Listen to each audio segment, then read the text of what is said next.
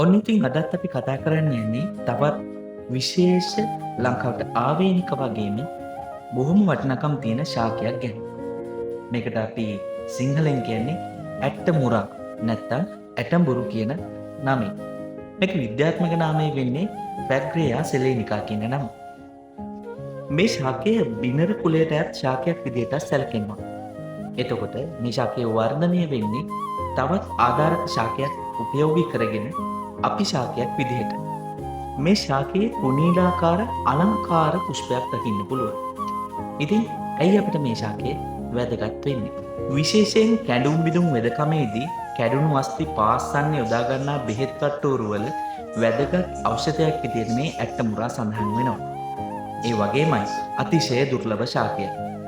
ඒ නිසා 2020 රතුදත්ත පොතේ වඳවිලි යන ශාකයක් ලෙසට මෙය නම් කර තියෙනවා.